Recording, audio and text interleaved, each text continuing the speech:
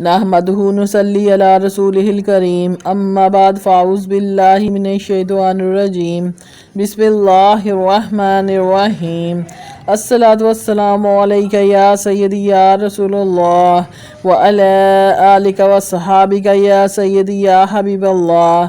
मेरी इस्लामी बहनों और भाइयों, अस्सलाम वालेकुम वरहमतुल्लाहि वबरकातुहू। मैं आपकी बहन यूट्यूब चैनल से बात कर रही हूँ। मेरी आज की इस्लामी वीडियो दो बातों पर मबनी है। नंबर 1, मनसलवा का वाक़या। नंबर 2, चाँद की तारीख। सबसे पहले मनसलवा यानी आसमानी दस्तरखान का वाक़या। आज हमने इस मुबारक सिलसिले में बड़े खूबसूरत दस्तरखान की बात करनी है। ऐसा दस्तरखान जो आज तक ना किसी ने देखा ना आपने सुना होगा। यकीनन कुरान मजीद में इस दस्तरखान का जिक्र है। और इस दस्तरखान से खुराक कहाँ से आती थी, ये दस्तरखान कहाँ लगता था और इसके खाने क्या क्या थे। वो कौन सा दस्तरखान है? वो आसमानी दस्तरखान है। वो ऐसा दस्तरखान है जिसमें जो खुराक होती थी वो आसमान से नाजिल होती थी। वो हज़रत ईसा के दौर में थी।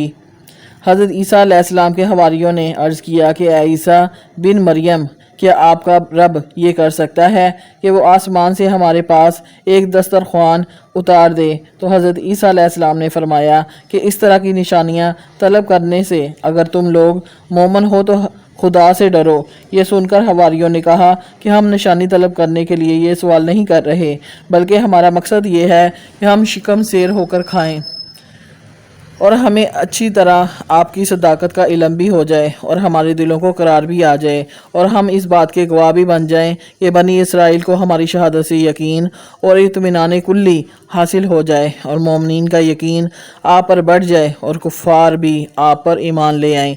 बहरहाल हवारियों की इस दरख्वास्त पर हज़रत ईसा अलैहिस्सलाम ने बारगाह खुदाबंदी में इस तरह दुआ की।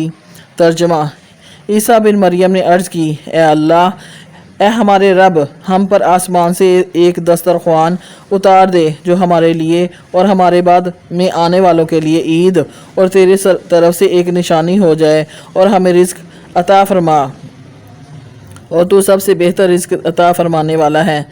सूरत माइदा। हज़रत ईसा की दुआ ये अल्लाह ताला ने हज़रत ईसा की दुआ पर अल्लाह ताला ने फरमाया कि दस्तरखान तो उतार दूंगा, लेकिन इसके बाद बनी इसराइल में से जो कुफर करेगा मैं उसको ऐसा अजाब दूंगा कि तुम्हारा तमाम जहान वालों में से किसी को ऐसा अजाब नहीं दूंगा। चनाचा अल्लाह ताला के हुक्म से चंद फरिश्ते एक दस्तरखान लेकर आसमान से उतरे जिसमें 7 मछलियाँ और 7 रोटियाँ थीं।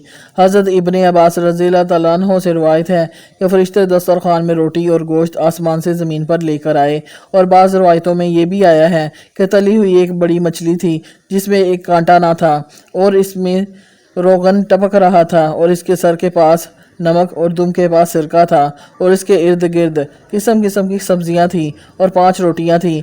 एक रोटी के ऊपर रोगन जैतून, दूसरे पर शहद, तीसरी पर घी, चौथी पर पनीर, 5वीं पर गोश्त की बोटियां थीं। दस्तरखान के इन सामानों को देखकर हज़रत ईसा अलैहिस्सलाम के एक हवारी शमऊन ने कहा कि जो तमाम हवारियों का सरदार था, ए रूहुल्लाह, ये कि दस्तरखान दुनिया के खानों में से है या आखरत के? तो आपने फरमाया कि ना ये दुनिया के खानों में से है और ना आखरत के, बल्कि अल्लाह ताला ने अपनी कुदरत कामला से तुम्हारे लिए इस खाने को अभी अभी ईजाद फरमा कर भेजा है।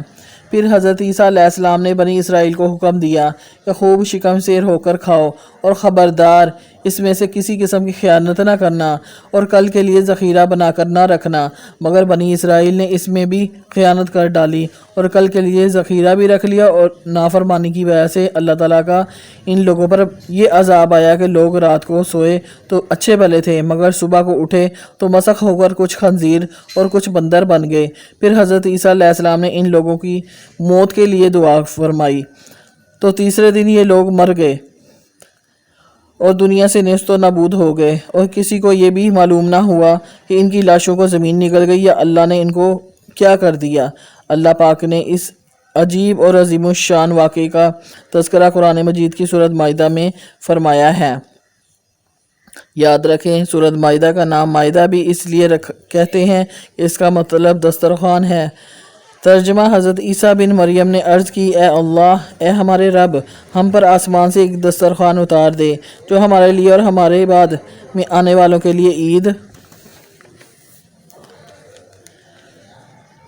تیری طرف سے ایک نشانی ہو جائے، اور ہمیں رزق عطا فرما، اور تو سب سے بہتر رزق دینے والا ہے۔ اللہ نے فرمایا، بے شک میں وہ تم پر اتارتا ہوں، پھر اس کے بعد جو تم میں سے کفر کرے گا تو بے شک میں اسے وہ عذاب دوں گا کہ سارے جہان میں کسی کو نہ دوں گا۔ اس واقعے میں ہمیں یہ سبق ملتا ہے کہ احکام الہی کی نافرمانی کرنا کتنا بڑا گناہ ہے اور اس کا عذاب کتنا ہے۔ ہمیں چاہیے کہ ہم اللہ اور اس کے رسول پاک صلی اللہ علیہ وسلم کے احکامات کی فرما برداری کریں، قرآن و احادیث کے مطابق اپنی زندگی بسر کریں، اور کوئی ایسا کام نہ کریں جس سے اللہ اور اس کے رسول صلی اللہ علیہ وسلم کی نافرمانی ہو۔ اسلامی کیلنڈر آج چاند کی تاریخ 30 رجب المرجب 1445 ہجری ہے، انگریزی کی تاریخ 11 فروری 2024 ہے، دیسی تاریخ 30 ماہ اور اتوار کا دن ہے۔ میری اسلامی بہن اور بھائیوں، اگر آپ کو میری اسلامی ویڈیو اچھی لگی ہو تو پلیز میرے چینل کو لائک اور سبسکرائب کریں، زیادہ سے زیادہ شیئر کریں۔